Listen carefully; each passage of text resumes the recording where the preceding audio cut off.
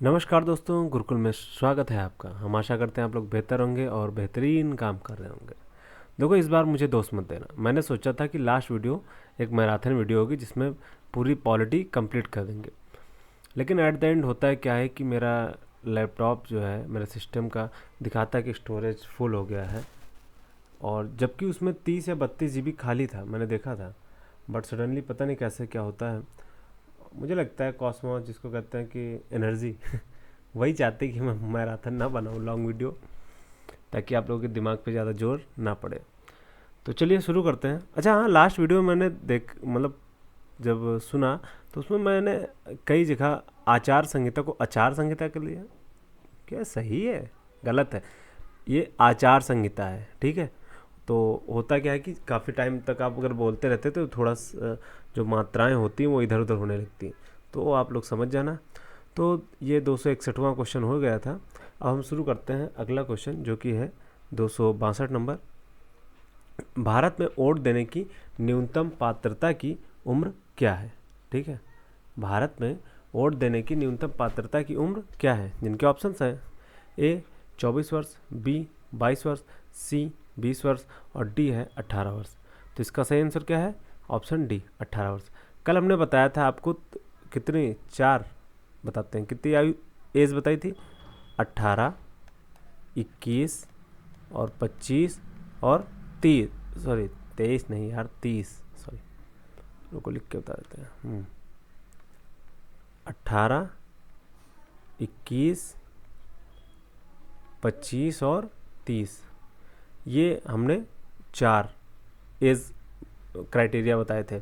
इसमें ये है 18 जो है ये वोटिंग के लिए है, ठीक है, वोटिंग के लिए है 18। और ये आपका है ग्राम पंचायत चुनाव के लिए है। आप उसमें लड़ना चाहते तब उसके लिए क्या है 21। ये था लोकसभा और विधान सभा के लिए, ठीक है। ये है लोकसभा एंड विधान सभा, ठीक। और ये था आपका राज्यसभा एंड विधान परिषद के लिए 30, ठीक। तो कन्फ्यूज़न नहीं होना चाहिए आगे से किसी भी क्वेश्चन में। और कल भी मैंने ये बात कही थी, क्वेश्चन इसके रिपीट होते हैं, और देखिए फिर से वही क्वेश्चन पूछा गया है। अब अगर अगला क्वेश्चन देखें तो अगला क्वेश्चन है, भारत के मुख्य निर्वाचन आयुक्त की सेवानिवृत्त की आयु वर्ष है। तो उनकी एज बतानी है कि वो कब रिटायर होते हैं। इनके ऑप्शंस हैं: ए 60 वर्ष, बी 65 वर्ष, सी 67 वर्ष और डी है 70 वर्ष। तो इसका सही ऑप्शन क्या है? ऑप्शन बी, जो कि है 65 वर्ष।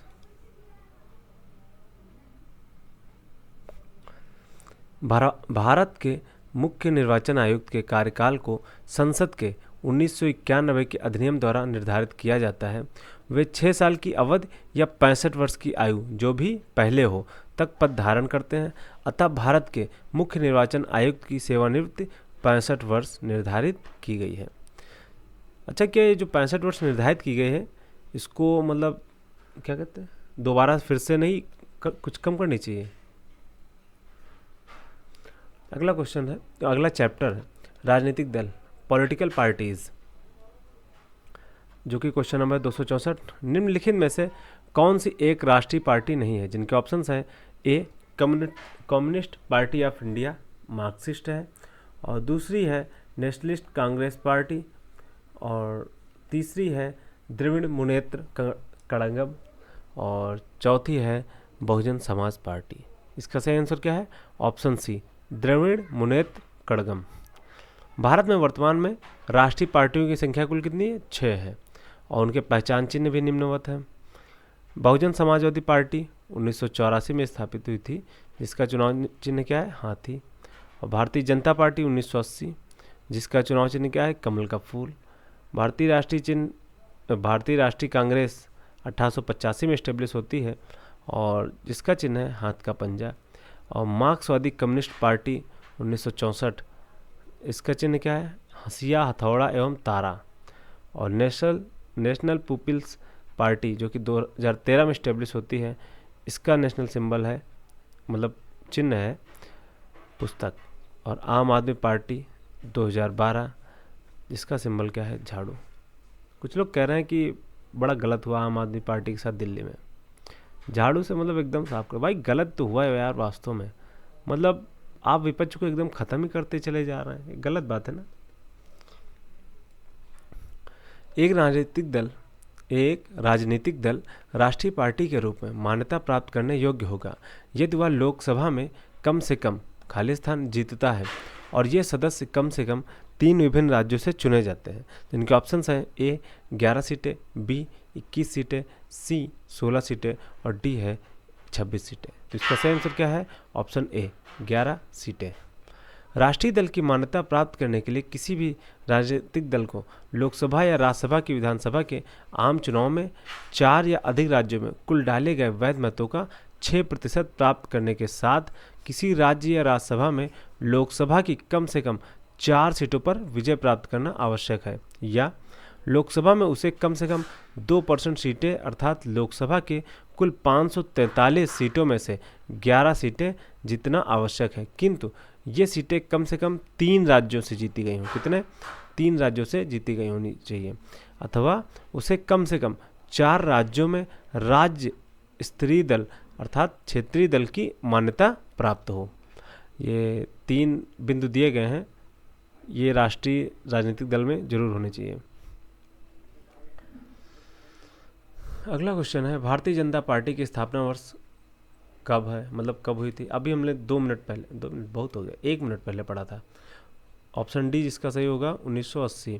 1980 में होती है भारतीय जनता पार्टी की स्थापना, और 1985 में 1885 सॉरी हाँ 1885 नहीं है, हाँ 1885 होगा। अभी मैं कंफ्यूज हो गया था, अरे 85 तो सही लिखो, हाँ 1885। अभी बीजेपी वाले खुश हो गए थे कि उनसे पहले तो हम इस्टेब्लिश हुए थे। भारतीय जनता पार्टी बीजेपी की स्थापना 6 अप्रैल 1980 को की गई थी। इसे के वर्तमान अध्यक्ष जगत प्रकाश नड्डा एवं संसदीय दल के नेता प्रधानमंत्री नरेंद्र मोदी हैं। अब बीजेपी वाले कहने लगे वाह भाई वाह, कन्फ्यूज़न हो जाता है कभी कभी स्लिप ऑफ टंग की वजह से। 1980 1885 उसी की वजह से कन्फ्यूज़न हो गया था। अगला चैप्टर है 14 नंबर, संविधान के भाग, अनुच्छेद एवं अनुसूचियाँ, पार्ट्स, आर्टिकल्स एंड स्केड्यूल्स। इसको शेड्यूल पढ़ते हैं या स्केड्यूल्स पढ़ते हैं, ऑफ द कॉन्स्टिट्यूशन। अगला क्वेश्चन है, खाली स्थान बाह्य एवं आंतरिक आपातकाल के दौरान लागू होता है। इसके ऑप्शंस हैं ए अनुच्छेद 348, बी है अनुच्छेद 338, सी है अनुच्छेद 359 और डी है अनुच्छेद 358 और ई है उपयुक्त में से कोई नहीं। तो इसका सही आंसर क्या हो जाएगा, ऑप्शन सी आर्टिकल 359 अर्थात अनुच्छेद 359। बाह्य और आंतरिक दोनों तरह के आपातकाल के दौरान भारत का संविधान अनुच्छेद 359 लागू होता है, जो राष्ट्रपति को मौलिक अधिकारों 20 और 21 को छोड़कर निलंबित करने का अधिकार देता है। मतलब यहाँ के और जितने भी अधिकार हैं, जैसे 12 से मौलिक अधिकार कितने, 12 से 35 के मध्य हैं, 12 से 35 के मध्य आपके क्या है, मूल अधिकार हैं। तो इसमें आप 20 नंबर और 21 छोड़ के बाकी जितने भी हैं सारे क्या होते हैं, निलंबित हो जाते हैं। और जबकि अनुच्छेद 358 केवल बाह्य आपातकाल में लागू होता है। अगला क्वेश्चन है, राज्य की परिभाषा भारतीय संविधान में खाली स्थान है, मतलब किस संविधान के अनुच्छेद में दी गई, मतलब संविधान के किस अनुच्छेद में दी गई। जिनके ऑप्शंस हैं अनुच्छेद 12, बी है अनुच्छेद 14, सी है अनुच्छेद 13 और डी है अनुच्छेद 15। तो इसका सही आंसर क्या हो जाएगा, ऑप्शन ए अनुच्छेद 12। ठीक है, भारतीय संविधान के अनुच्छेद 12 में राज्य की परिभाषा दी गई है, जो सिर्फ केंद्र और राज्य सरकारों तक सीमित नहीं है, बल्कि इसमें भारत सरकार, संसद, राज्य सरकारें, विधानमंडल, सभी स्थानीय प्राधिकारी और अन्य सभी प्राधिकारी शामिल हैं। देखो जब हम बात करते हैं राज्य की, तो राज्य की परिभाषा एक बहुत ही, मतलब राज्य शब्द एक बहुत ही ब्रॉड टर्म है, जिसकी परिभाषा में जितने भी सरकारी इंस्टीट्यूशंस हैं, मतलब सरकारी संस्थाएं हैं, सरकारी कार्यालय, जितने भी सरकारी व्यक्ति हैं, वो सभी राज्य की परिभाषा के अंतर्गत आते हैं।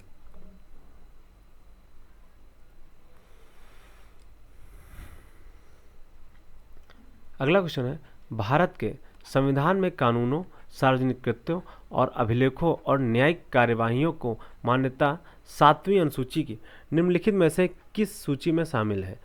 इसके ऑप्शंस हैं, ए केवल संघ सूची, बी केवल जिला सूची, सी समवर्ती सूची और डी है केवल राज्य सूची। तो इसका सही आंसर क्या है? ऑप्शन ए केवल संघ सूची।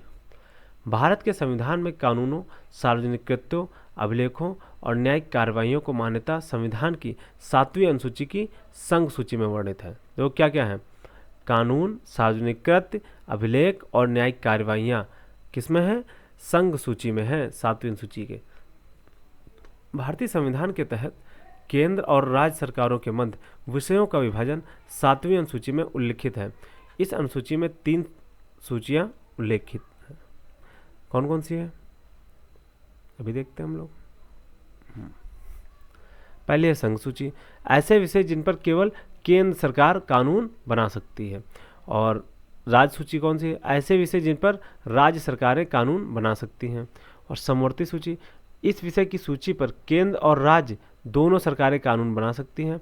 इन पर बने कानूनों पर केंद्र व राज्य सरकारों में विवाद की स्थिति में केंद्र सरकार द्वारा ही बनाए गए कानून ही मान्य होते हैं। अगला क्वेश्चन है, अल्पसंख्यकों के हितों के संरक्षण के लिए निम्नलिखित में से कौन सा अनुच्छेद है? इनके ऑप्शंस हैं, ए अनुच्छेद 27, बी अनुच्छेद 30, सी अनुच्छेद 26, डी है अनुच्छेद 29। इसका सही आंसर क्या हो जाएगा? ऑप्शन डी अनुच्छेद 29। और ये क्वेश्चन हम लोगों ने कल भी पढ़ा था और देखिए कितना इंपॉर्टेंट क्वेश्चन है, 2 बार आ चुका है, एक बार वीडियो में, एक बार पेट में। तो अनुच्छेद 29 अल्पसंख्यक वर्गों के हितों का संरक्षण भारत के राज्य क्षेत्र या उसके किसी भाग में रहने वाले नागरिकों के किसी अनुभाग को जिसकी अपनी विशिष्ट भाषा, लिपि या संस्कृति है उसे संरक्षित करने का अधिकार होगा। किसी भी नागरिक को उसके धर्म, मूलवंश, जात, भाषा के आधार पर किसी भी शिक्षण संस्था में प्रवेश से वंचित नहीं किया जाएगा। समझे कि आप किसी को धर्म, जात, भाषा के आधार पर आप उसको मतलब शिक्षा से वंचित नहीं कर सकते हैं। अगला क्वेश्चन है, कौन सा अनुच्छेद भारतीय संविधान के तहत किसी व्यक्ति के विदेश यात्रा के अधिकार की रक्षा करता है? इनके ऑप्शंस हैं, ए आर्टिकल 15, बी है अनुच्छेद 18, सी है अनुच्छेद 21, डी है अनुच्छेद 9। इसका सही आंसर क्या हो जाएगा? ऑप्शन सी अनुच्छेद 21। भारतीय संविधान के अनुच्छेद 21 अनुच्छेद 21 किसी व्यक्ति के विदेश यात्रा के अधिकार की रक्षा करता है। मेनका गांधी केस जो कि 1978 में हुआ था, में सर्वोच्च न्यायालय ने निर्णय दिया कि विदेश यात्रा का अधिकार एक महत्वपूर्ण बुनियादी मानव अधिकार है क्योंकि यह व्यक्ति के स्वतंत्र और आत्मनिर्णय रचनात्मक चरित्र का पोषण करता है। अगला क्वेश्चन है, हाल ही में भारत के सर्वोच्च न्यायालय ने युगल को संविधान के किस अनुच्छेद के तहत विवाह के असुधार्य विच्छेद के आधार पर तलाक का क्या हो रहा है? क्यों हैंग कर रहा है मेरा सिस्टम भाई? अब मुझे समझ में नहीं आ रहा है मेरा लैपटॉप क्यों बुरा मान रहा है भाई। देखो पहले तो मॉर्निंग में भी मैं रिकॉर्डिंग कर रहा था तब इसमें स्टोरेज फुल दिखा दिया कि मतलब मेरी रिकॉर्डिंग बंद हो गई अचानक से और लैपटॉप काम नहीं कर रहा था। और अभी सडनली क्या हुआ कि मेरे लैपटॉप से यूज़र फोल्डर जो था जिसमें जैसे हम रिकॉर्डिंग करते हैं फिर डेस्कटॉप पे जितनी भी फाइल्स होती हैं वो सब सेव रहती हैं, पूरा फोल्डर ही गायब, मतलब हटा दिया और लगभग 50-60 GB दिखा रहा खाली। भाई करना क्या चाहते हो? मेरी फाइल्स कहाँ जाएंगी यार? भाई बचा लो कह रहा बना लो, मैं रहा था ना तुम। चलो, हाल ही में भारत के सर्वोच्च न्यायालय ने युगल को संविधान के किस अनुच्छेद के तहत विवाह के असुधार्य अनुच्छेद पर के आधार पर तलाक का अधिकार दिया है? जिनके ऑप्शंस हैं, ए अनुच्छेद 141, बी अनुच्छेद 130, सी अनुच्छेद 148, डी है अनुच्छेद 142। इसका सही आंसर क्या हो जाएगा? ऑप्शन डी अनुच्छेद 142।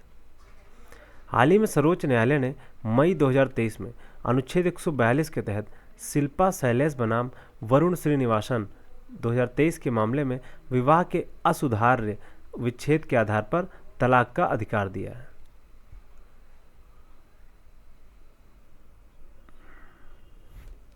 अगला क्वेश्चन है, संविधान का कौन सा अनुच्छेद राष्ट्रीय अनुसूचित जाति आयोग से संबंधित है? ऑप्शंस हैं ए अनुच्छेद 326, बी अनुच्छेद 333, सी अनुच्छेद 330 और डी है अनुच्छेद 338। इसका सही आंसर क्या हो जाएगा? ऑप्शन डी अनुच्छेद 338। भारतीय संविधान का अनुच्छेद 338 राष्ट्रीय अनुसूचित जाति आयोग से संबंधित है। इस आयोग में एक अध्यक्ष व एक उपाध्यक्ष व 3 अन्य सदस्य होते हैं। इनकी नियुक्ति राष्ट्रपति द्वारा होती है। इनकी सेवा शर्त एवं कार्यकाल राष्ट्रपति द्वारा ही निर्धारित किए जाते हैं। नियमानुसार इनका कार्यकाल 3 वर्ष का होता है। ये देखो वीडियो में आया था exam, video village development officers, ये सब अलग ही स्वैग में रहते हैं। इधर लैपटॉप नखरे कर रहा है, उधर कुत्ते भौंक रहे हैं। मार्च का महीना, कोई कह रहा मार्च का महीना अभी ख़त्म कहाँ हुआ है। चलो देख लेते हैं। अगला क्वेश्चन है, किस अनुच्छेद के तहत आपातकाल के दौरान मौलिक अधिकारों को भी निलंबित किया जा सकता है? इनके ऑप्शंस हैं ए अनुच्छेद 356, बी अनुच्छेद 359, सी अनुच्छेद 344, डी अनुच्छेद 345। इसका सही आंसर क्या हो जाएगा? ऑप्शन बी अनुच्छेद 359। भारतीय संविधान के अनुच्छेद 359 के तहत आपातकाल के दौरान मौलिक अधिकारों 20 और 21 को छोड़कर सभी निलंबित हो जाते हैं या फिर किया जा सकता है। जरूरी नहीं सभी निलंबित हों, वो फिर गवर्नमेंट डिसाइड कर मतलब संसद डिसाइड करती है कितने अधिकार निलंबित होने कितने नहीं होने। अनुच्छेद 356 राज्यों में संवैधानिक तंत्र के विफल हो जाने की दशा में उपबंध करता है और अनुच्छेद 344 राजभाषा के संबंध में आयोग और संसद की समिति तथा अनुच्छेद 345 राज्य की राजभाषा से संबंधित है। अनुच्छेद 345 राज्य की राजभाषा से संबंधित है। ये पीवाईक्यू में क्वेश्चन आया था, अभी मिलेगा तो हम दिखाएंगे। अगला क्वेश्चन है, निम्नलिखित में से किस मामले पर अकेले केंद्रीय विधानमंडल के पास कानून बनाने की शक्ति है, जिसे अवशिष्ट शक्तियों के रूप में भी जाना जाता है? जिनके ऑप्शंस हैं ए पशुधन, बी पशुपालन, सी साइबर कानून, डी है व्यापार और वाणिज्य। इसका सही आंसर क्या हो जाएगा? ऑप्शन सी साइबर कानून। संविधान की 7वीं अनुसूची में संघ सूची, राज्य सूची तथा समवर्ती सूची नामक 3 सूचियां दी गई हैं। जो विषय इन तीनों सूचियों में ही नहीं सम्मिलित हैं वे अवशिष्ट विषय कहलाते हैं। दिए गए विकल्पों में साइबर कानून एक अवशिष्ट विषय है जिस पर कानून बनाने का अधिकार केंद्र सरकार का है। अच्छा देखो, कुछ विषय जो हैं इनमें सीधे अवशिष्ट विषय आ जाएंगे। क्यों? क्योंकि देखो जब ये बनी थी सूची, संघ सूची, राज्य सूची और समवर्ती सूची जब बनी थी तब साइबर का कहीं नामो निशान नहीं था, मतलब इतना अधिक कहीं पे भी बात नहीं हो रही थी। क्यों? क्योंकि उस टाइम पे इतना ज़्यादा इंटरनेट या फिर साइबर वारफेयर नहीं चल रहे थे। बट अभी क्या है, अभी साइबर मतलब हर बंदा इससे मतलब हर पर्सन इससे जुड़ा हुआ है।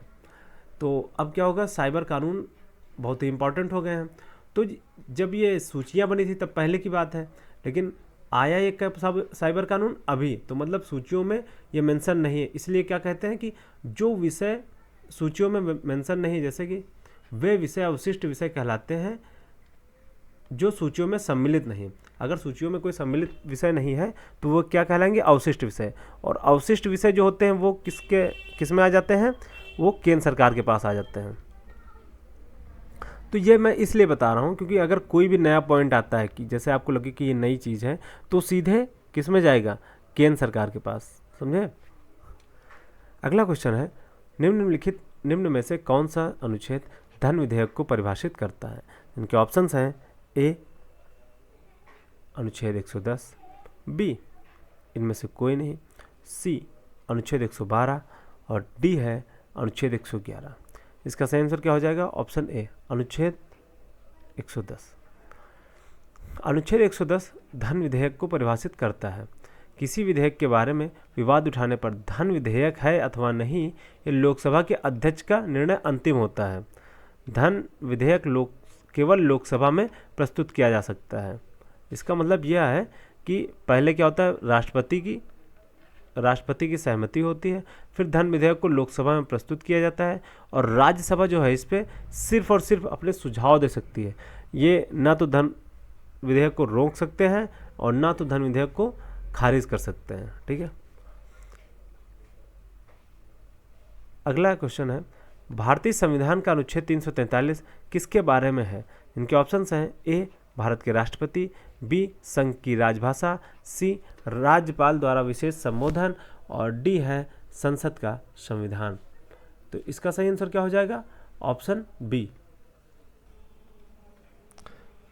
संघ की राजभाषा, आर्टिकल 343। अभी हमने क्या पढ़ा था थोड़ी देर पहले कि अनुच्छेद ये 343 है और अनुच्छेद 345 के बारे में पढ़ा था।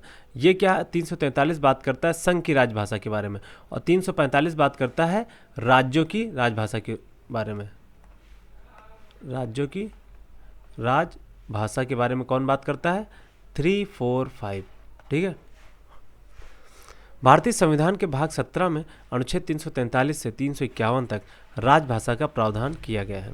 अनुच्छेद 343 संघ की राजभाषा है। संघ की राजभाषा हिंदी और लिपि देवनागरी है। राज्य की भाषाएं अनुच्छेद 345 में हैं।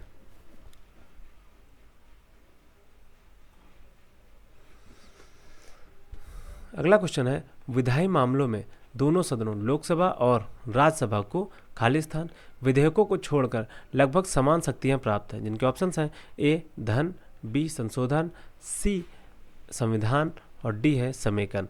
तो इसमें पूछ रहा है किस विधेयक को छोड़कर। देखो यहाँ जब भी क्वेश्चंस आए तो इसमें एक चीज़ जरूर याद रखना, तो पूछ रहा है छोड़कर, ना कि किसमें समान शक्तियाँ प्राप्त हैं। ठीक है, यहाँ पे छोड़कर पूछ रहा है, तो किसमें है? लोकसभा और राज्यसभा में। अभी हमने थोड़ी देर पहले बात की थी, मतलब एक क्वेश्चन पहले, एक या दो क्वेश्चन पहले, कि धन विधेयक को क्या है, धन विधेयक के मामले में लोकसभा को विशेष अधिकार प्राप्त हैं। तो इसका सही आंसर क्या हो जाएगा? ऑप्शन ए, धन विधेयक के मामले में लोकसभा को विशेष अधिकार प्राप्त हैं। बाकी संशोधन, संविधान और समेकन में लोकसभा और राज्यसभा दोनों को समान अधिकार प्राप्त हैं। विधायी मामलों में लोकसभा और राज्यसभा को धन विधेयक को छोड़कर लगभग समान शक्तियां प्राप्त हैं। संविधान के अनुच्छेद 109 में धन विधेयक की प्रक्रिया का उल्लेख है तथा धन विधेयक की परिभाषा का वर्णन अनुच्छेद 110 में है। धन विधेयक के संदर्भ में लोकसभा को ही संपूर्ण शक्ति प्राप्त है तथा इस संदर्भ में संयुक्त बैठक का प्रावधान भी नहीं है।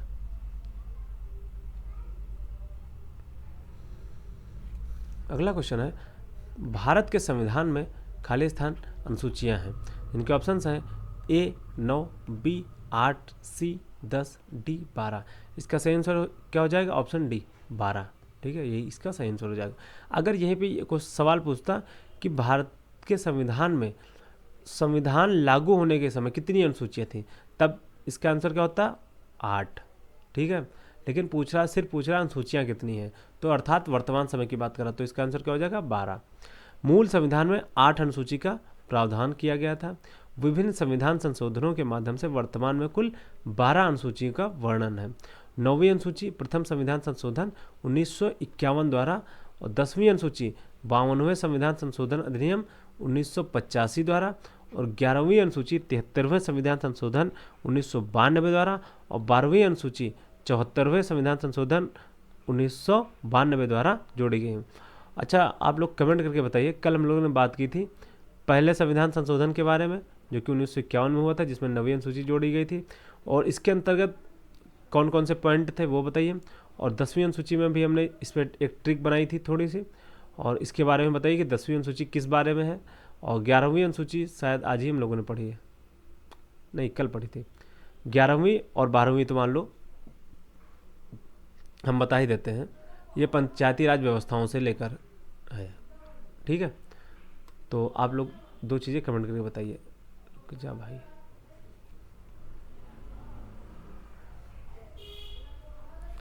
अगला क्वेश्चन देखते हैं। सूची 1 को सूची 2 के साथ सुमेलित करना है। ठीक है, सूची 1 में इधर प्रावधान दिए गए हैं और सूची 2 में क्या है? आर्टिकल्स दिए गए हैं। तो देखते हैं, धर्म, वंश, जाति, लिंग, जन्म के आधार पर भेदभाव का प्रतिषेध, ये अभी हम लोग थोड़ी देर पहले पढ़े थे।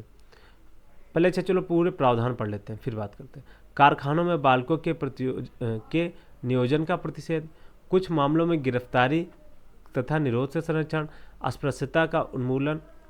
तो देखो कल हम लोगों ने, कल क्या मतलब, ये सारे आर्टिकल्स हम लोग डिस्कस कर चुके हैं। तो जैसे डी ऑप्शन दिया है अस्पृश्यता का उन्मूलन, ये कल हमने बताया था अनुच्छेद 17।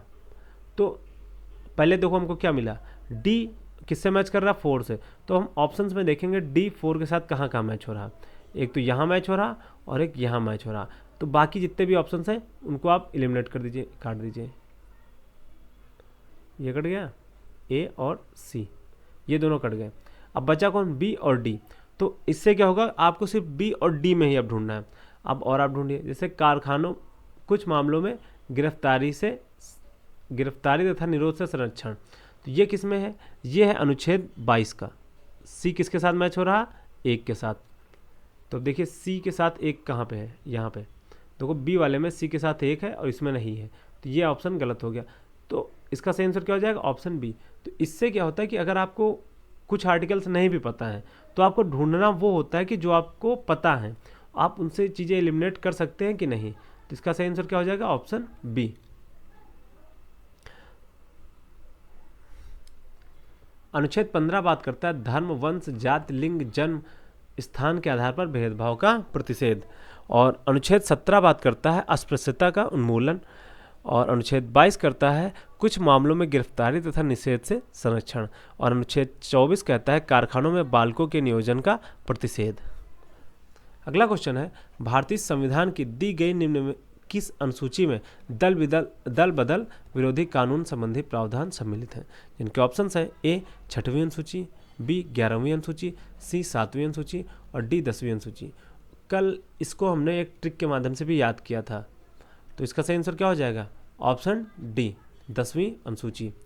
इसको कैसे याद किया था, ये 52वां संविधान संशोधन था, 5 दूनी 10, कितना है 10, 10वीं अनुसूची। और फिर 10 से क्या हो गया, जैसे मिले पैसा 10 रुपये जैसे किसी को मिले तो क्या होगा। अब भाई नेता लोग 1-1 रुपये भी इधर उधर हो जाते हैं, अब 10 रुपये मिले तब तो दल बदल करेंगे ही। भारतीय संविधान की 10वीं अनुसूची में दल बदल विरोधी कानून संबंधी प्रावधान सम्मिलित है। यह अनुसूची 92वें संविधान संशोधन 1985 द्वारा जोड़ी गई है। इसमें 91वें संविधान संशोधन 2003 द्वारा संशोधन किया गया, जिसका उद्देश्य दल बदल पर रोक लगाकर केंद्र और राज्यों में मंत्रिपरिषद के आकार को निर्धारित करना है। अगला क्वेश्चन है, 5वीं अनुसूची क्षेत्रों 5th शेड्यूल एरिया वाले कितने राज्य पंचायतों अनुसूचित क्षेत्रों तक विस्तृत है। विस्तृत से संबंधित अधिनियम 1996 के तहत आते हैं।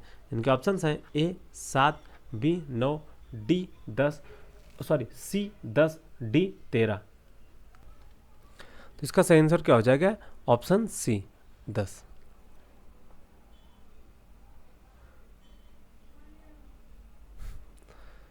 पंचायतों अनुसूचित क्षेत्रों तक विस्तृत से संबंधित अधिनियम 1996 को पेशा के नाम से जाना जाता है। यह कानून 5वीं अनुसूची के 10 राज्यों में लागू है।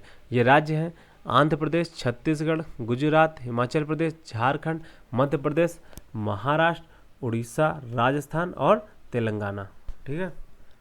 अगला क्वेश्चन है, अनुच्छेद खाली स्थान के प्रावधानों के तहत लोकसभा और राज्यसभा की संयुक्त बैठक को राष्ट्रपति द्वारा बुलाया जा सकता है। जिनके ऑप्शंस हैं, ए 93, बी 105, सी 108, डी 116। इसका सही आंसर क्या हो जाएगा, ऑप्शन सी 108। अब इसको भी अगर याद करने की मैं बताऊं मैंने कैसे याद किया था। देखो इसमें हम लोग क्या कर रहे हैं, लोकसभा को भी बुला रहे हैं और राज्यसभा को भी बुला रहे हैं। मतलब कितना है, 2 सभाएं हैं ना।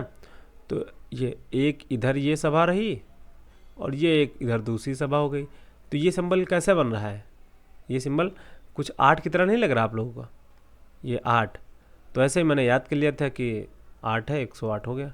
मतलब एक अंक आप, अब जैसे मान लो यहाँ पे था, अब 93, 105 है, 108 है, 116 है, तो एलिमिनेट हो गए ना, 8 यहाँ पे मैच कर रहा। अब 98 होता तो ये भी सोच सकते हैं भाई। कुछ तो थोड़ा सा तो हिंट ये पता होना चाहिए ना कि जब संसद की बात हो रही तो ये किस अनुच्छेद में आएंगे। देखो ट्रिक का काम होता है आपको हिंट देना, ताकि आपके जो दिमाग में चीज़ें हैं वो क्लिक हो सकें और रिकॉल हो सकें।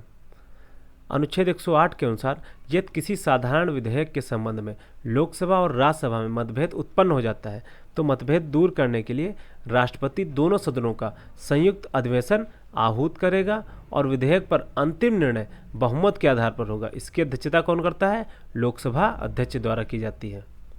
ये भी एक क्वेश्चन बना था कि जब संयुक्त अधिवेशन होता है तो उसकी अध्यक्षता कौन करता है, और इसका हम लोग कल डिस्कशन भी किए थे कि लोकसभा अध्यक्ष करता है। और लोकसभा अध्यक्ष भी संसद का पदेन अध्यक्ष होता है।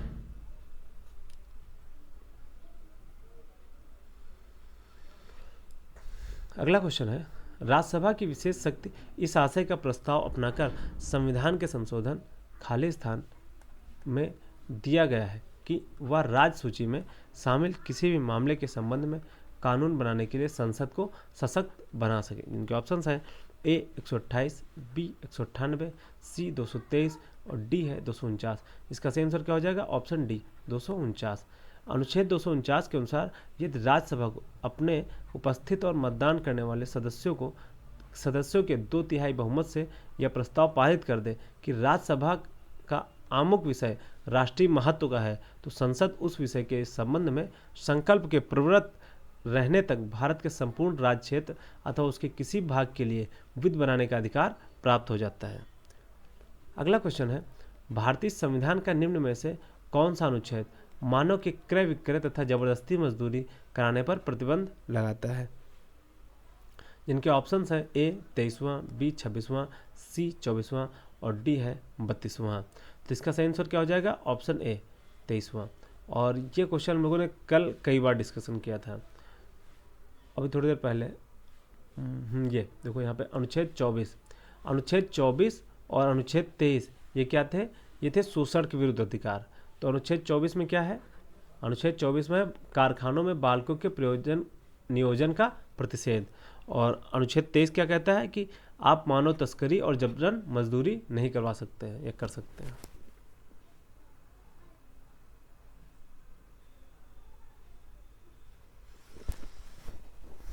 भारतीय संविधान का 23वां अनुच्छेद मानव दुर्व्यापार और बलात्श्रम पर प्रतिषेध लगाता है। यह अनुच्छेद भारत के नागरिकों को प्रदत्त मूल अधिकारों में से एक है। अनुच्छेद 24 कारखानों आदि में 14 वर्ष तक बालकों के नियोजन पर प्रतिषेध लगाता है। और अनुच्छेद 26 धार्मिक कार्यों के प्रबंधन की स्वतंत्रता देता है। और अनुच्छेद 32 जो है वह संवैधानिक उपचारों के अधिकार से संबंधित है। कल हमने बताया था अनुच्छेद 32 को संविधान की आत्मा किसने कहा था? आप लोग कमेंट करके बताइए। मैं सच बोल रहा हूँ, ये इंपॉर्टेंट है। मतलब मैंने ये कई एग्जाम में क्वेश्चन देखा है कि आर्टिकल 32 के बारे में पूछा है कि किसके द्वारा आर्टिकल 32 को संविधान की आत्मा कहा गया है। अगला क्वेश्चन है, भारतीय संविधान का कौन सा अनुच्छेद कानून के समक्ष समानता प्रदान करता है? जिनके ऑप्शंस हैं ए 12, बी 14, सी 17, डी 21। इसका सही आंसर क्या हो जाएगा? Option B 14। भारतीय संविधान के अनुच्छेद 14 के अंतर्गत यह व्यवस्था की गई है कि भारत के किसी भी राज्य, क्षेत्र या किसी भी व्यक्ति, विदेशी या भारतीय नागरिक को विधि कानून के समक्ष समता से या विधियों के समान संरक्षण से वंचित नहीं किया जाएगा। भारतीय संविधान में समता का अधिकार ब्रिटेन से तथा विधि के समान संरक्षण का अधिकार कहाँ से? संयुक्त राज्य अमेरिका से लिया गया है।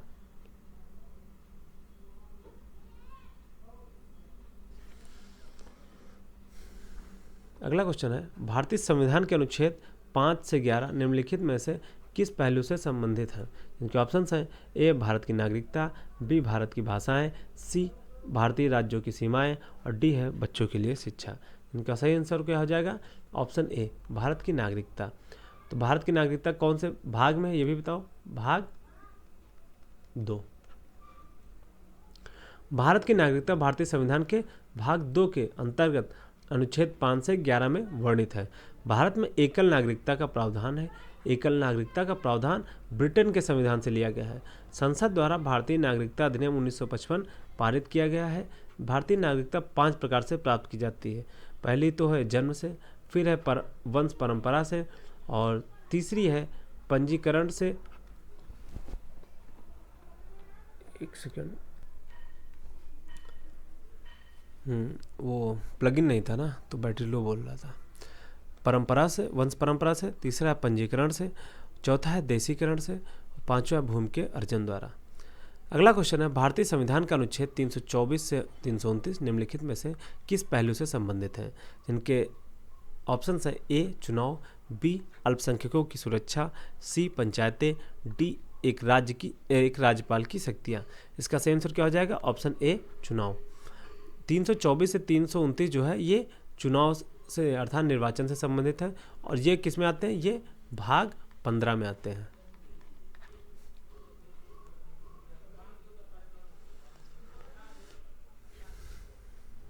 भारतीय संविधान का अनुच्छेद 324 से 329 तक चुनाव से संबंधित है।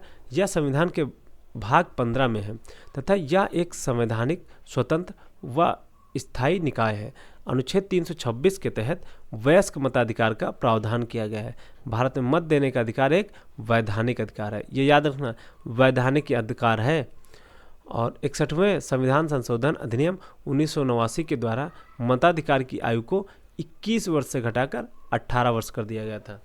देखो, अगर हम इसी डिस्क्रिप्शन की बात करें तो इसमें देखो आपके कितने क्वेश्चन छुपे हुए हैं। अभी लास्ट टाइम हमने पढ़ा था, उसमें पूछा गया था 21 से 18 की संशोधन द्वारा किया गया एज को मताधिकार की, और एक क्वेश्चन में पूछा गया था कि जो ये मताधिकार का प्रावधान है यह संवैधानिक अधिकार है कि मूल कर्तव्य है। मूल कर्तव्य के बारे में बात हुई थी। यह मूल कर्तव्य नहीं बल्कि एक वैधानिक अधिकार है, ठीक है, वोटिंग राइट। और यह भी एक क्वेश्चन बन सकता है कि निर्वाचन जो है या फिर चुनाव संबंधित नियम जो है वो किस भाग में दिए गए हैं, तो ये भाग 15 में आ जाएंगे। अगला क्वेश्चन है, भारतीय संविधान के किस अनुच्छेद में चुनाव का उल्लेख किया गया है? अभी देखिए हम लोग पढ़ ही रहे थे, फिर से वही क्वेश्चन रिपीट हो रहा है, जिसके ऑप्शन है ए अनुच्छेद 320, बी अनुच्छेद 322, सी अनुच्छेद 324 और डी है अनुच्छेद 326। इसका सही आंसर क्या हो जाएगा? ऑप्शन सी अनुच्छेद 324। भारतीय संविधान के अनुच्छेद 324 के तहत संसद, राज्य विधानमंडलों, राष्ट्रपति एवं उपराष्ट्रपति पदों के निर्वाचन के अधीक्षण, निर्देशन एवं नियंत्रण के लिए निर्वाचन आयोग का प्रावधान किया गया है। अनुच्छेद 326 लोकसभा और राज्यसभा के निर्वाचन का वयस्क मताधिकार के आधार पर होना तय करता है।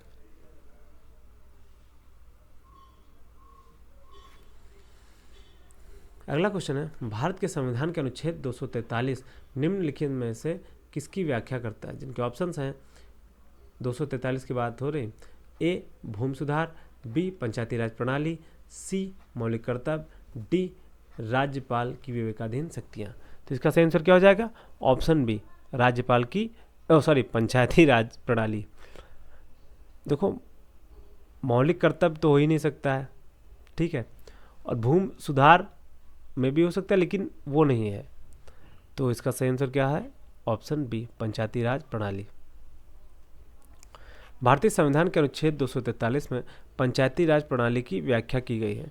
संविधान के भाग 4 के अनुच्छेद 51 का में मूल कर्तव्य तथा अनुसूची 9 में भूमि सुधार का उल्लेख किया गया है।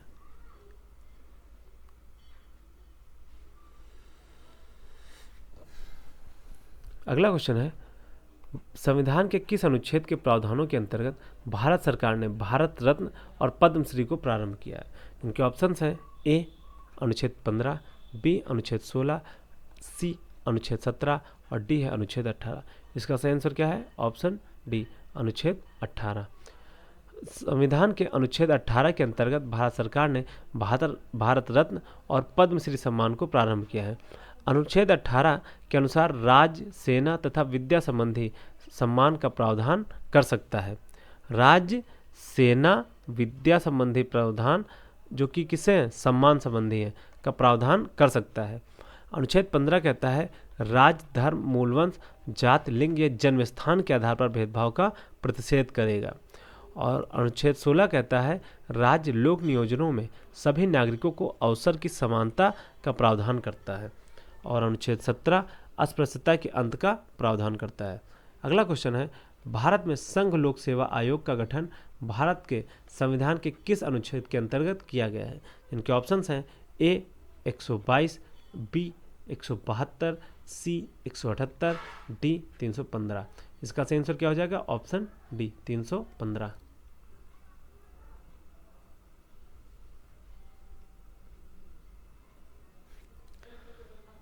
भारत में संघ लोक सेवा आयोग का गठन भारतीय संविधान के अनुच्छेद 315 के अंतर्गत किया गया है। अनुच्छेद 315(1) के अनुसार संघ तथा राज्य के लिए एक लोक सेवा आयोग होगा और अनुच्छेद 315(2) के अनुसार दो या दो से अधिक राज्य के लिए एक संयुक्त लोक सेवा आयोग हो सकता है। लेकिन इसके लिए दोनों राज्यों के प्रत्येक सदन द्वारा पारित किया जाना आवश्यक है। लोक सेवा आयोग एक संवैधानिक निकाय है। अगला क्वेश्चन है, भारत के संविधान का कौन सा अनुच्छेद राष्ट्रीय महत्व के स्मारकों, स्थलों और वस्तुओं की सुरक्षा से संबंधित है? जिनके ऑप्शंस हैं ए अनुच्छेद 48, बी अनुच्छेद 48A, सी अनुच्छेद 49 और डी है अनुच्छेद 50। इसका सही आंसर क्या हो जाएगा? ऑप्शन सी अनुच्छेद 49।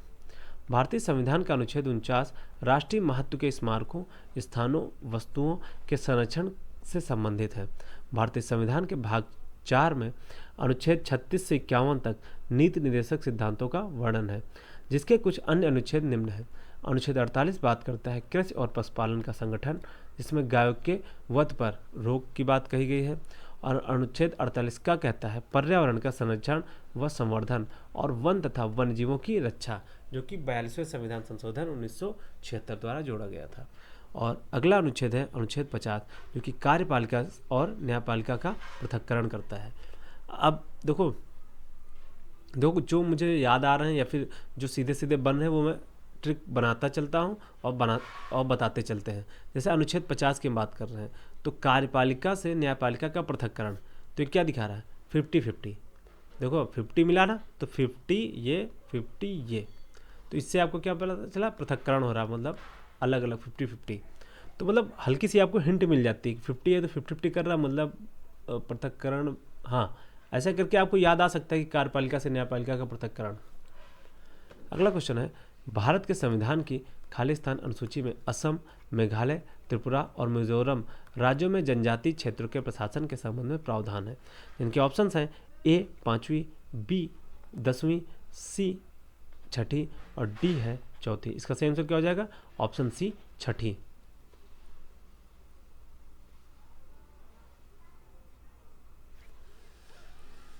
भारत के संविधान की 6ठी अनुसूची में असम, मेघालय, त्रिपुरा और मिजोरम राज्यों में जनजातीय क्षेत्रों के प्रशासन के बारे में उपबंध है। 4थी अनुसूची राज्यसभा में स्थानों के आवंटन के बारे में है। और 5वीं अनुसूची अनुसूचित क्षेत्रों और अनुसूचित जनजातियों के प्रशासन एवं नियंत्रण के बारे में बात करता है। और 10वीं अनुसूची दल परिवर्तन के आधार पर निर्भरता के बारे में उपबंध करता है। अगला क्वेश्चन है, भारतीय संविधान का भाग 2 किससे संबंधित है?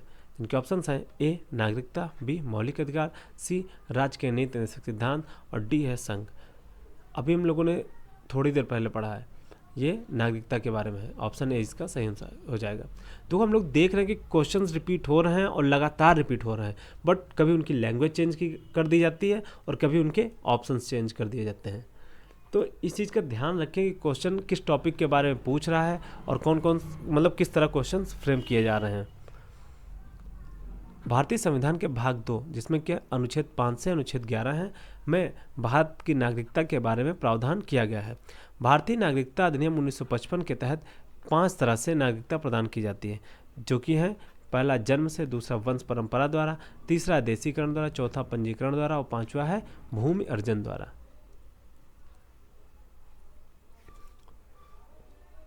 अगला क्वेश्चन है, कौन सी अनुसूची के तहत अनुसूचित क्षेत्रों और अनुसूचित जनजातियों के प्रशासन और नियंत्रण के लिए प्रावधान किए गए हैं? जिनके ऑप्शंस हैं ए 4थी अनुसूची, बी 5वीं अनुसूची, सी 8वीं अनुसूची और डी है 9वीं अनुसूची।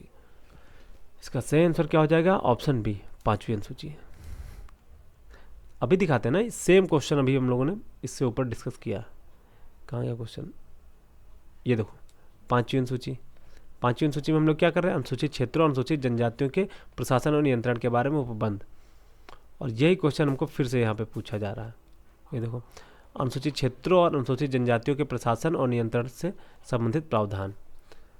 भाई क्वेश्चन रिपीट हो रहे हैं, लगातार रिपीट हो रहे हैं। 5वां इसका मतलब ऑप्शन बी 5वीं अनुसूची इसका सही आंसर हो जाएगा। संविधान की 5वीं अनुसूची में अनुसूचित क्षेत्रों तथा अनुसूचित जनजातियों के प्रशासन तथा नियंत्रण का प्रावधान है, जबकि 6ठी अनुसूची में असम, मेघालय, त्रिपुरा तथा मिजोरम जनजातियों के संबंध में अलग उपबंध किया गया है।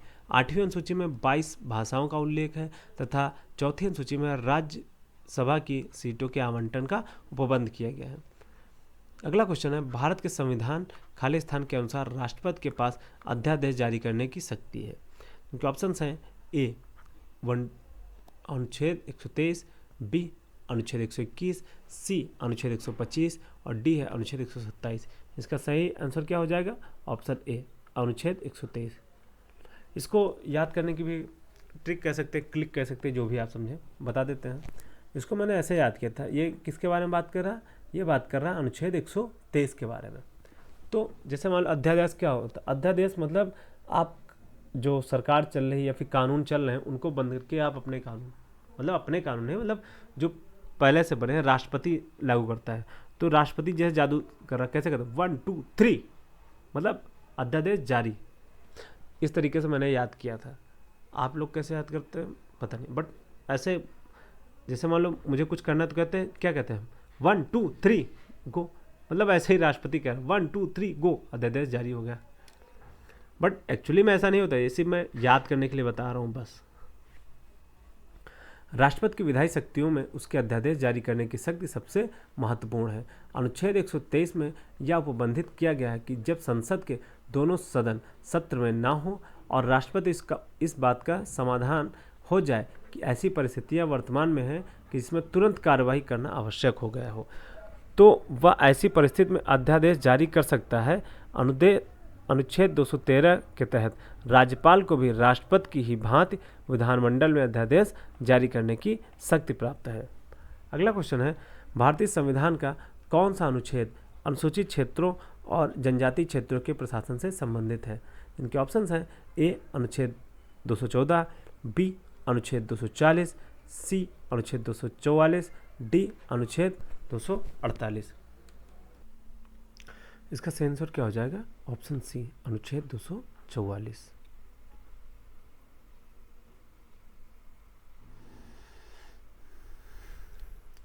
भारतीय संविधान का अनुच्छेद 244 अनुसूचित क्षेत्रों और अनुसूचित जनजातीय क्षेत्रों के प्रशासन से संबंधित है। भारतीय संविधान की 5वीं अनुसूची के प्रावधान असम, मेघालय, त्रिपुरा और मिजोरम राज्यों के अलावा किसी भी राज्य में अनुसूचित क्षेत्रों और अनुसूचित जनजातियों के प्रशासन और नियंत्रण पर लागू होते हैं। अगला क्वेश्चन है, भारतीय संविधान का कौन सा अनुच्छेद यह कहता है कि प्रधानमंत्री की नियुक्ति राष्ट्रपति द्वारा की जाएगी? इनके ऑप्शंस हैं ए अनुच्छेद 81 क्लॉज 1 होता है, और ऑप्शन बी है अनुच्छेद 59(1), अनुच्छेद 75(1), अनुच्छेद 80 क्लॉज 1 कह सकते हैं। इसका सही आंसर क्या हो जाएगा? ऑप्शन सी अनुच्छेद 75(1).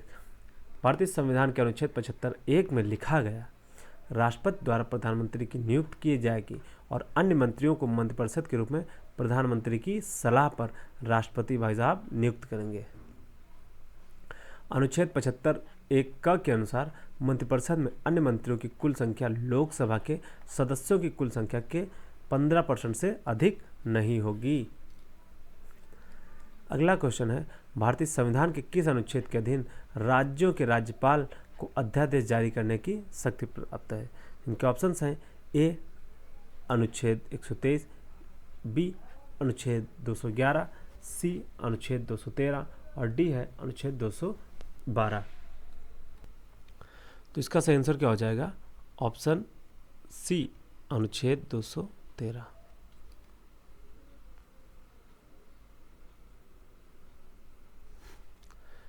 भारत के संविधान के अनुच्छेद 213 के अधीन राज्यों के राज्यपाल को अध्यादेश जारी करने की शक्ति प्राप्त है।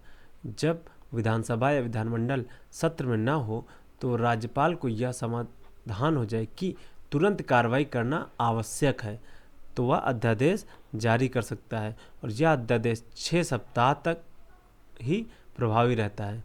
यदि विधानमंडल अध्यादेश को पारित न करे तो राज्यपाल इसे कभी भी वापस ले सकते हैं। अगला क्वेश्चन है, इनमें से कौन सा संघ सूची के तहत कोई विषय नहीं है?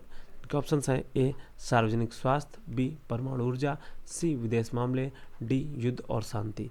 इसका सही आंसर क्या हो जाएगा? ऑप्शन ए सार्वजनिक स्वास्थ्य। परमाणु ऊर्जा, विदेश मामले तथा युद्ध और शांति संघ सूची का विषय है। सार्वजनिक स्वास्थ्य राज्य सूची का विषय है। भारतीय संविधान के 7वीं अनुसूची में केंद्र और राज्यों के बीच शक्तियों के बंटवारे के बारे में इसके अंतर्गत 3 सूचियां हैं, जिसमें संघ सूची जिसमें लगभग 100 विषय हैं, और राज्य सूची जिसमें 61 विषय तथा समवर्ती सूची जिसमें 52 विषय हैं, और अनुच्छेद 246 में इसका उल्लेख है। कुछ लोग सोच रहे होंगे कि जब सार्वजनिक स्वास्थ्य जो है राज्य सूची का विषय है, तब लॉकडाउन के समय मतलब लॉकडाउन जो है सार्वजनिक स्वास्थ्य का हवाला देकर केंद्र ने ही लॉकडाउन लगा दिया था, ऐसा क्यों? देखो अभी हम लोगों ने पढ़ा ना, राज्य सूची के विषय पर भी केंद्र नियम बना सकता है, लेकिन कब? जब राज्य सूची के जो विषय हैं वो मतलब केंद्र को अर्थात पूरे देश को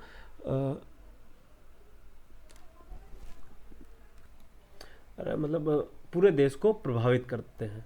मतलब कोई ऐसा कानून या नियम या फिर ऐसी कोई चीज़ जो राज्य सूची के विषय में है लेकिन वो पूरे देश को प्रभावित कर रहा है, तो उस पर केंद्र सार्वजनिक मतलब ये कहकर कि इससे देश प्रभावित हो रहा है, इस पर केंद्र नियम बना सकता है। आप लोग समझ तो गए ही होंगे, अब शब्द कमी हो सकती है लेकिन समझना जरूरी है। भारतीय संविधान की प्रस्तावना में समाजवादी शब्द किस संशोधन द्वारा लाया गया था? जिनके ऑप्शंस हैं ए 32वां, बी 42वां, सी 44वां, डी 74वां। इसका सही आंसर क्या हो जाएगा? Option B 42वां।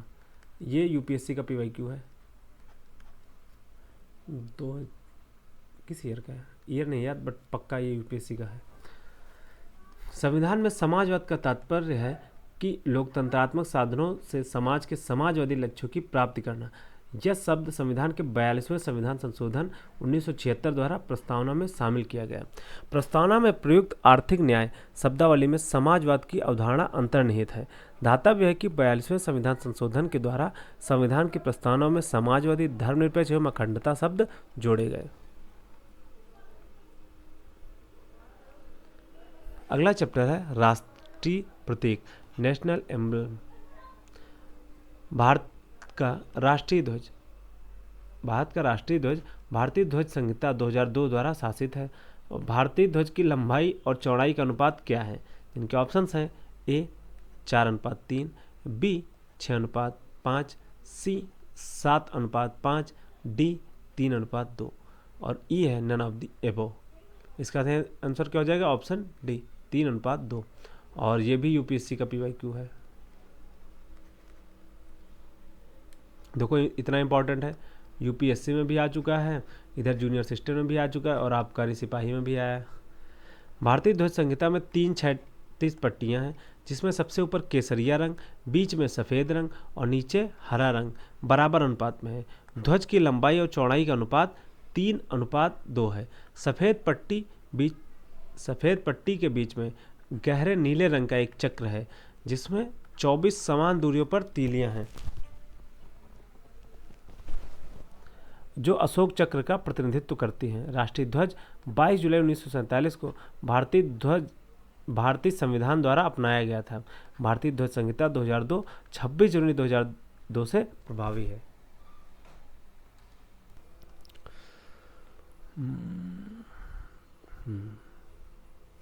अगला क्वेश्चन है, भारत के राष्ट्रीय प्रतीक में एक वृत्ताकार अबेकस पर 4 शेर एक के बाद एक जुड़े हुए हैं। अबेकस के चित्र वल्लरी में 4 अलग अलग जानवरों की मूर्तियां हैं, जिन्हें धर्म चक्रों के बीच से लिया गया है। निम्नलिखित में से कौन सा जानवर अबेकस के चित्रवल्लरी का हिस्सा नहीं है?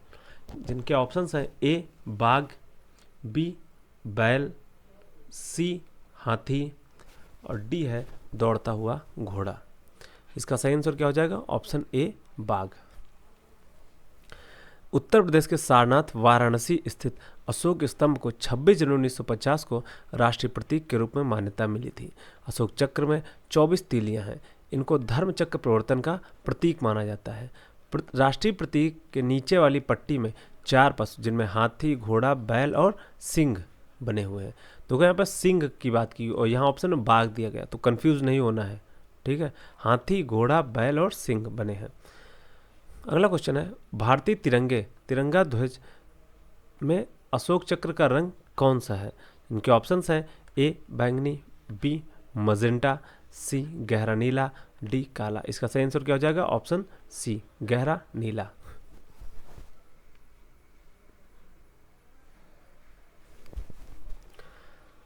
भारतीय राष्ट्रीय ध्वज में 3 रंग की 36 पट्टियां हैं। सबसे ऊपर केसरिया, मध्य में श्वेत और नीचे गहरे रंग की पट्टी है, नीचे गहरे हरे रंग की पट्टी है। सफ़ेद पट्टी के मध्य में नीले रंग का एक चक्र है जिसमें 24 तीलियां हैं। यह सारनाथ स्थित अशोक स्तंभ से लिया गया है। ध्वज की लंबाई व चौड़ाई का अनुपात 3:2 है। इसकी कल्पना पिंगली वेंकैया ने की थी। इससे 22 जुलाई 1947 को भारतीय संविधान सभा की बैठक में अपनाया गया था। राष्ट्रीय झंडा दिवस 22 जुलाई को मनाया जाता है। अगला क्वेश्चन है, वर्ष 1950 में निम्नलिखित में से किस फल को भारत के राष्ट्रीय फल के रूप में अपनाया गया था? जिनके ऑप्शन हैं ए सेब, बी आम, सी अंगूर, डी केला। इसका सही आंसर क्या हो जाएगा? ऑप्शन बी आम।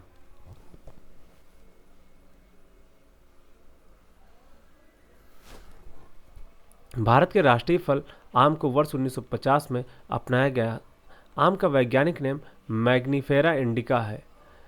मैग्नीफेरा इंडिका है। इसको सभी फलों का राजा का दर्जा प्राप्त है। राष्ट्रीय पक्षी क्या है? मोर।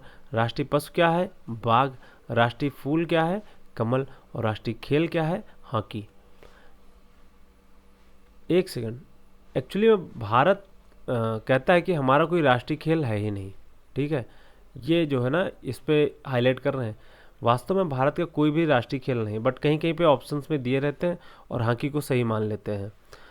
भारत कहता है कि हम सभी खेलों को समान महत्व देते हैं।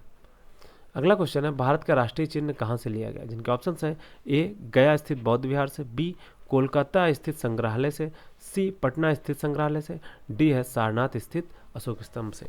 इनका सही आंसर क्या हो जाएगा? इसका सही आंसर हो जाएगा ऑप्शन डी सारनाथ स्थित अशोक स्तंभ से।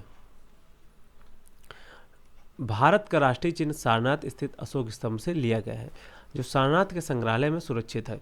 इसके मूल स्तंभ में 4 सिंह हैं जो एक दूसरे की ओर पीठ किए हुए हैं। एक ही पत्थर को काटकर बनाए गए इस सिंह स्तंभ के ऊपर कानून का धर्मचक्र रखा हुआ है। भारत सरकार ने 26 जनवरी 1950 को अशोक स्तंभ को राजकीय प्रतीक स्वीकार किया। अगला चैप्टर है विविध, मिसलिनियस। क्वेश्चन है, प्रश्नकाल और दिन के एजेंडे के बीच का समय अंतराल को क्या कहा जाता है? इनके ऑप्शंस हैं ए शून्यकाल, बी तारांकित प्रश्नकाल, सी है आधा घंटा, डी है पहला घंटा और ई है उपयुक्त में से कोई नहीं। इसका सही आंसर क्या हो जाएगा? ऑप्शन ए शून्यकाल। प्रश्नकाल और दिन के एजेंडे के बीच के समय को क्या कहते हैं? शून्यकाल कहते हैं। शून्यकाल भारतीय संसदीय नवाचार है, अर्थात यह भारतीय संसद की उत्पत्ति है।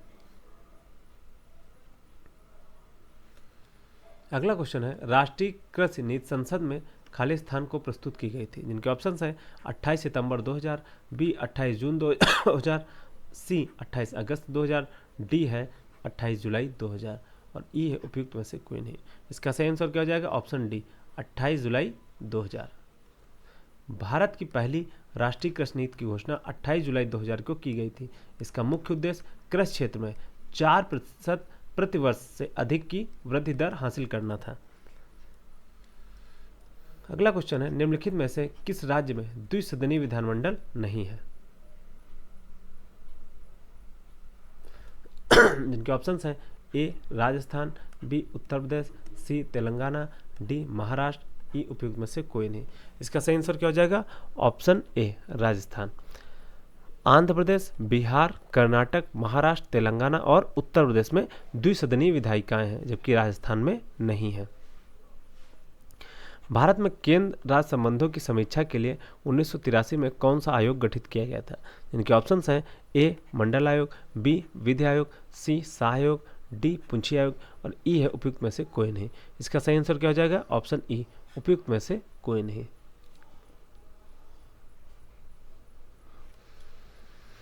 भारत में केंद्र राज्य संबंधों की समीक्षा के लिए सन 1983 में सरकारिया आयोग का गठन किया गया था। इस आयोग की अध्यक्षता सुप्रीम कोर्ट के सेवानिवृत्त न्यायाधीश R.S. सरकारिया ने की थी। श्री बी शिवरामन और डॉक्टर S.R. सेन इस आयोग के अन्य सदस्य थे। इस आयोग ने सन 1988 में अपनी रिपोर्ट प्रस्तुत की थी। आयोग मंडल आयोग वर्ष 1979 सामाजिक और शैक्षिक रूप से पिछड़े वर्गों की पहचान करने हेतु इसका गठन किया गया था। और शाह आयोग का गठन 1977 आपातकाल के दौरान की गई ज्यादती और सत्ता के दुरुपयोग की जांच करने के लिए इसका गठन किया गया था। और पुंछी आयोग का गठन केंद्र राज्य संबंधों हेतु 2007 किया गया था।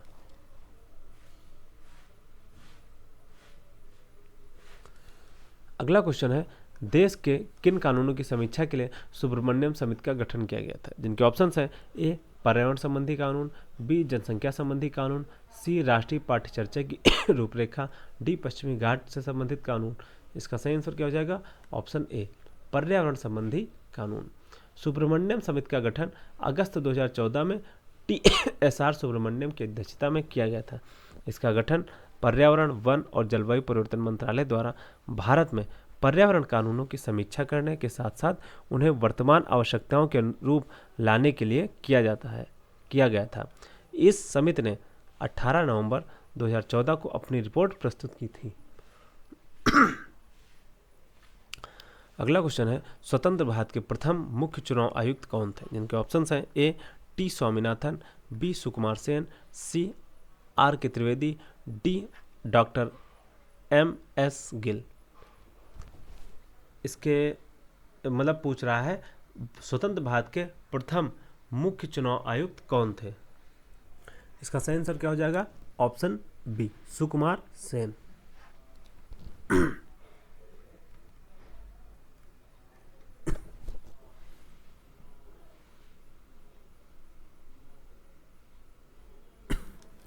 स्वतंत्र भारत के प्रथम मुख्य चुनाव आयुक्त कौन थे? सुकुमार सेन थे।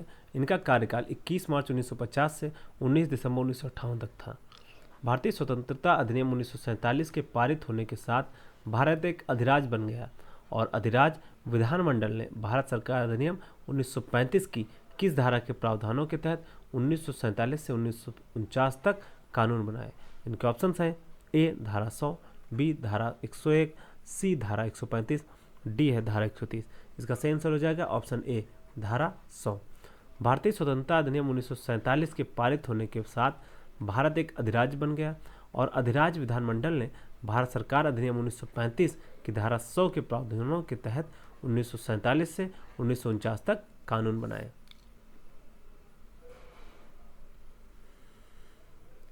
अगला क्वेश्चन है, निम्नलिखित में से किसने अपने सहयोगियों को यह महसूस करने के लिए प्रेरित किया था कि संविधान सभा ब्रिटिश निर्मित थी और ब्रिटिश योजनाओं पर काम कर रही थी जैसा कि ब्रिटिश चाहते थे इस पर काम किया जाए? इनके ऑप्शंस हैं ए सरदार वल्लभ भाई पटेल, बी सी राजगोपालाचारी, सी अब्दुल निस्तार, डी सोमनाथ लाहिड़ी। इसका सही आंसर हो जाएगा ऑप्शन डी सोमनाथ लाहिड़ी। सोमनाथ लाहिड़ी ने अपने सहयोगियों को यह महसूस कराने के लिए प्रेरित किया था कि संविधान सभा ब्रिटिश निर्मित थी और ब्रिटिश योजनाओं पर काम कर रही थी जैसा कि ब्रिटिश चाहते थे और इस पर काम किया जाए।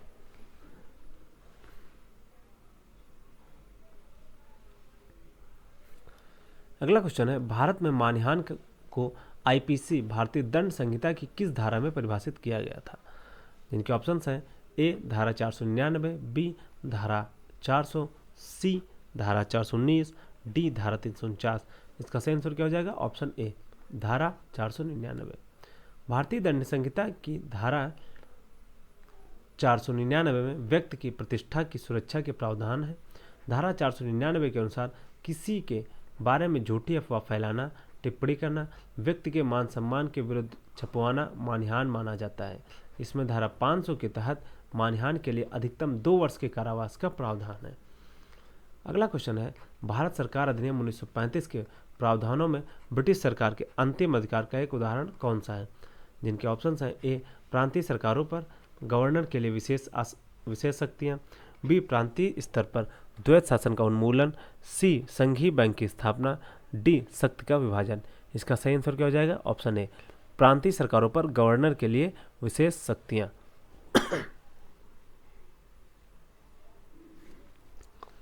प्रांतीय सरकारों पर गवर्नर के लिए विशेष शक्तियों का प्रावधान 1935 के भारत सरकार अधिनियम की एक प्रमुख विशेषता है। धातव्य है कि इसी अधिनियम के द्वारा अखिल भारतीय संघ का प्रावधान बर्मा को भारत से पृथक किया जाना तथा केंद्र में द्वैत शासन की स्थापना आदि प्रावधान किए गए थे। ये सब किससे किए गए थे? भारत सरकार अधिनियम 1935 के द्वारा।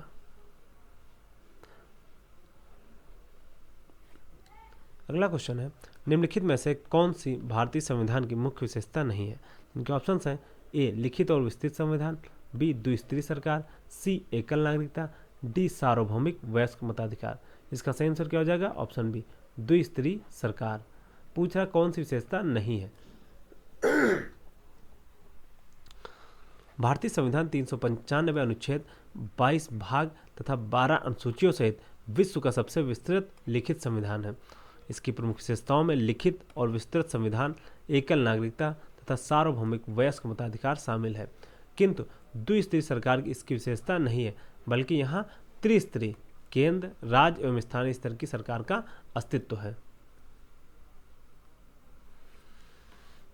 अगला क्वेश्चन है, भारत में राष्ट्रीय मानवाधिकार आयोग निम्नलिखित में से किस मंत्रालय के अधीन है? जिनके ऑप्शन हैं ए, गृह मंत्रालय, बी, रक्षा मंत्रालय, सी, वित्त मंत्रालय, डी, इनमें से कोई नहीं। इसका सही आंसर क्या हो जाएगा? ऑप्शन ए, गृह मंत्रालय। भारत का राष्ट्रीय मानवाधिकार आयोग एक स्वायत्त विधिक संस्था है। इसकी स्थापना 12 अक्टूबर 1993 को हुई। यह आयोग देश में मानवाधिकारों का प्रहरी है। यह आयोग केंद्रीय गृह मंत्रालय के अधीन है। अगला क्वेश्चन है, भारत की किस राज्य विधानसभा ने 2020 में राज्य के लिए 3 राजधानियां, विधायी, कार्यकारी और न्यायिक का प्रस्ताव करते हुए सभी क्षेत्रों का विकेंद्रीकरण और समावेशी विकास विधेयक पारित किया था? इनके ऑप्शंस हैं ए, आंध्र प्रदेश, बी, हरियाणा, सी, पंजाब, डी, मध्य प्रदेश। इसका सही आंसर क्या हो जाएगा? ऑप्शन ए, आंध्र प्रदेश।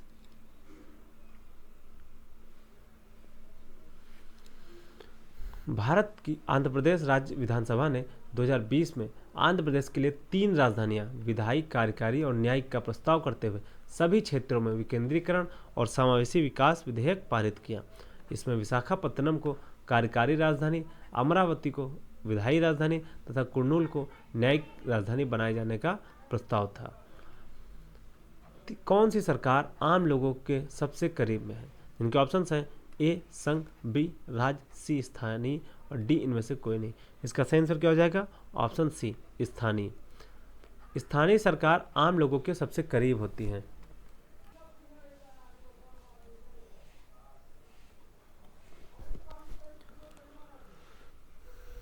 स्थानीय सरकार आम लोगों के सबसे करीब होती है। स्थानीय सरकार लोकल गवर्नमेंट जन प्रशासन का एक रूप है जो अधिकांश जगहों पर किसी राज्य या राष्ट्र की सबसे निचली श्रेणी की प्रशासनिक इकाई होती है। इसके ऊपर जिले, प्रांत, राज्य या राष्ट्र का प्रशासन होता है, जिसे राज्य की सरकार, राष्ट्रीय सरकार, संघीय सरकार इत्यादि नामों से जाना जाता है।